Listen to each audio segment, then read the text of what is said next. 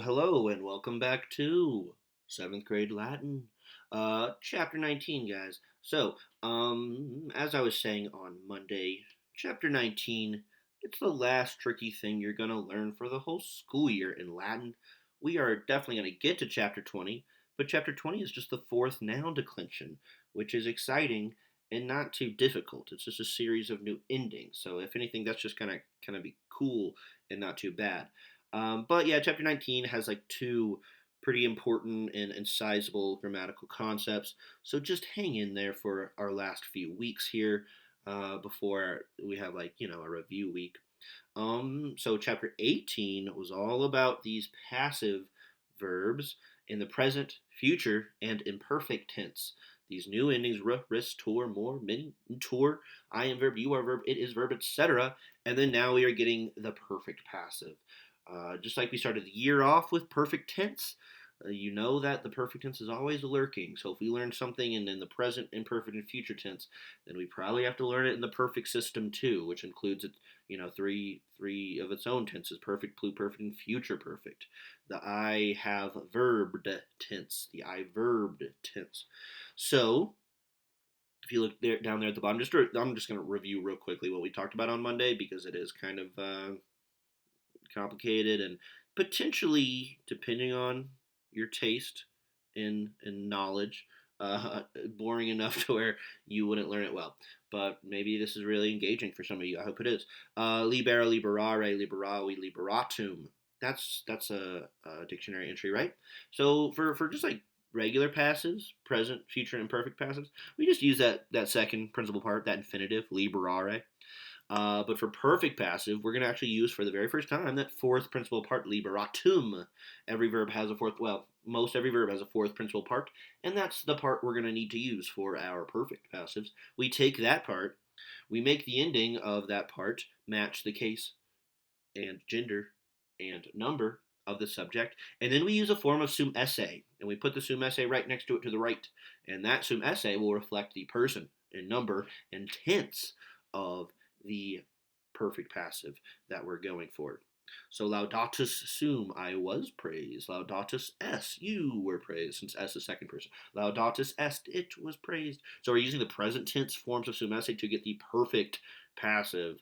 So it's kind of weird to make that connection between present passive.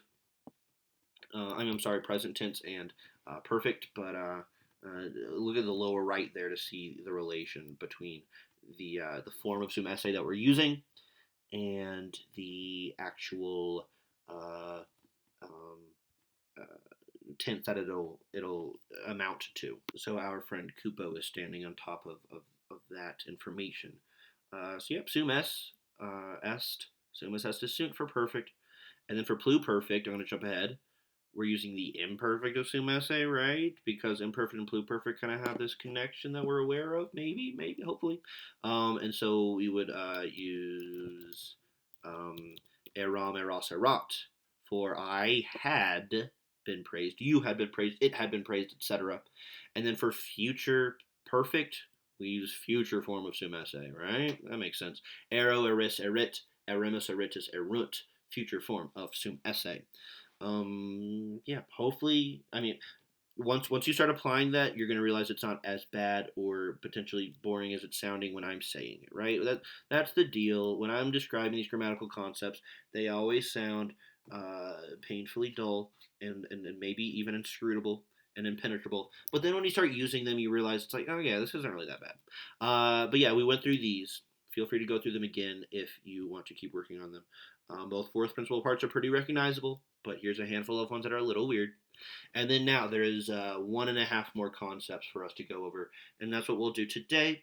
You guys will do 3 translations in the form, and then we'll be done for the day. We'll check those on Friday, and we'll mostly be done for the week. I'm going to hold off on a vocab quiz since you guys just took a quiz last week. All right, so these interrogative pronouns. You're seeing the word pronoun, indicating that we're learning a new kind of pronoun. That might, elicit a groan or a sigh from you. I don't think anybody is really a fan of pronouns. I actually, I think the relative pronouns are more useful and intuitive than the the like demonstratives. This is basically the last kind of pronoun we're going to get, like ever, kind of. There's something called an indefinite pronoun. That's about it. But anyway, these interrogative pronouns, they are 99% of the time they're identical to our relative pronouns. It's basically still qui, qui, quad. So that's good. We're not learning like a whole new type of word in terms of the way it looks. The only thing that's actually different is the nominative singular, which is quis. So that is different than our qui. If you remember in qui, qui, quad, qui was like singular and plural masculine, qui singular and plural. But now we have a unique singular masculine and feminine version, and that will be quis. And so interrogative pronouns are going to do is simply just ask a question. So they're translated basically just like relative pronouns, except they're in the form of a question. So with relative pronouns, we had things like the boy who was from Italy was my brother. Whereas now we're going to have like who was the boy from Italy, and that'll be an interrogative pronoun, or the next thing that I'm about to get to. But so we're usually going to translate these as who or what, and that's about it. So you actually will have to worry about that and which less. It's mostly going to be who or what, as you see. So that is a good note to take down towards the bottom. Yep, and they can be in any case, and we'll get to that in just a bit. And then interrogative pronouns have something that are basically the same, but they're used in a slightly different way, and that is the interrogative adjective. This is the last new thing for the chapter. That's it. But interrogative adjectives, they are also these same forms, but they're used in a slightly different way. So an interrogative adjective asks for a more specific identification of something in the sentence by matching the gender, number, and case of the noun it's asking about. So look at that sentence in the middle that is partly bolded. Quim librum legis. So quim, it looks like we are using, let's jump back. Is that the accusative singular masculine version of this interrogative pronoun? It is. So it's actually matching librum, which librum is the accusative of book, right? Book. So that would be which book are you reading? So we would consider this quim an interrogative adjective instead of an interrogative pronoun. Because an interrogative pronoun of the sentence would be something like, what are we reading? Right? If interrogative pronouns are going to be what or who, interrogative adjectives are going to be more like which. And that's about it, really. So with interrogative pronouns, you're going to see one of these guys show up. It's going to be the first word of the sentence, and there won't be anything else in the sentence that is matching its case. Okay, whereas interrogative adjectives, just like all adjectives, are going to match the case, number, and gender of something else in the sentence because they are asking about that something else specifically. And that's about it. Let's practice it and see that this is not nearly as bad as it might sound. So quis librum tibi dedit. So we're going to go through 3 slides here for the rest of the video, each of which has an example of a relative pronoun, an interrogative pronoun, an interrogative adjective, and then also a relative pronoun. So there is a relative pronoun, just as a way to compare it to the relative pronouns that we learned back in chapter 17. So quis librum tibi dedit. What is this one going to be? Quis librum. So apparently librum's our direct object, as I've already indicated. Tibi is our indirect object, and dedit is from dodari, to give. So what would this be? Are we going to translate this quis as who or what or which? What do we think? It's nominative. It's our only new form compared to the relative pronoun. So this is going to be who. Who gave you the book? I guess you could say what gave you the book, but when someone's giving you a book, it's usually a who and not so much a what. So yeah, this is one of our interrogative pronouns. You guys probably know the word interrogative. It's coming from Latinate roots, but it's a question, right? Rogo rogare is to ask in Latin. So yep, it's just asking a question. And it's not asking about something specific in the sentence. It's not asking about the book or the you who is receiving the book. It's just asking a who or what question, basically. Yep. All right, we're qui librum tibi dedit te laudavit. We're not going to dwell on this one because that is old grammar from chapter 17. That's a relative pronoun with a relative clause. So yeah, the book just wants us to see that this qui qui quad, it's essentially the same as this pronoun for interrogative pronouns, but it's used differently. So this would be like the man who gave you the book praised you. Not a question, so it's not new. It's not an interrogative pronoun or an interrogative adjective. All right, what is this last one? What remains? Quim librum tibi dedit. That's what we just did on the last slide. It's which book did he give you? And you know it's which book and not like what did he give you? Because Quim is matching the case and number and gender of Librum, which is right next to it, which is usually going to be the case. No pun intended. Interesting. So yeah, that is our accusative form. Yep, interrogative adjective. So there you go. That's the breakdown there. The first one is an int pro. Second one is a rel pro. And the last one is an int adjective. And I probably shouldn't use those abbreviations because that sounded confusing to me. All right, all right. Let's. We got a couple more. So, these can be technically in any case. My older kids are mostly seeing them in the nominative when they come up, but they can be in anything, or at least in terms of the interrogative pronoun. So when it's in the genitive, what's it going to be like when it's in the genitive? I've just gone ahead and done these to kind of save some time. So cuius is our genitive. Librum Cicero to be dead. It would be whose book has Cicero given to you? So just like when we see these in the context of it being a relative pronoun, the genitive will be translated as whose most of the time.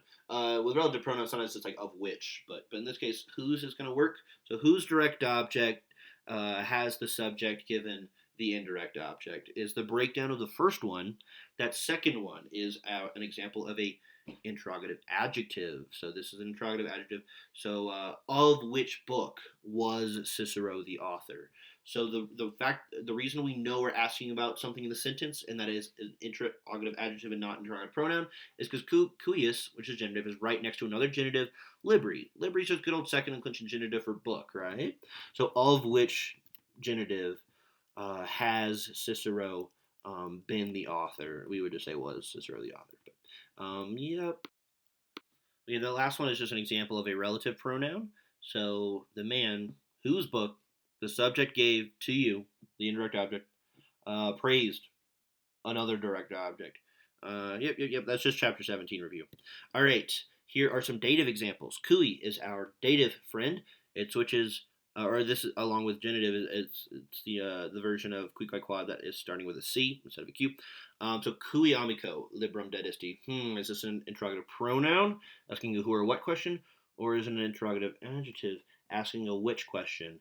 Cui is dative, and amico could be dative, right? So I think it's going to be an interrogative adjective. So to which friend? We're asking about the friend specifically. Have you given the direct object, or did you give the direct object? Is fine. So that's an interrogative adjective. Whereas this other example, cui librum Cicero dedit. Cui is dative, and I don't see another dative in the sentence, so it must be a more open-ended question. It must be an interrogative pronoun question. So, to whom has the subject given a direct object? Yep. We're not asking about something in a specific sentence. We're asking a who or what question. And then this last one is a relative pronoun version or example. So the man to whom Cicero gave the book praised you. That's like so similar to this one. It's weird. Huh. Okay. Yep. So datives, it's going to be kind of like a to whom or to which kind of thing. Genitives, it's going to be a whose kind of thing or of whose.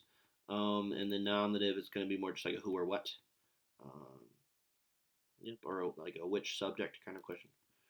Okay. Yep, remember to make sure you have the vocabulary for this. And these are the ones I want you to do today. Number 2 is the only thing that actually has a perfect passive with deleta est. It's from deleo delere to delete, or destroy rather. We get the word delete from it.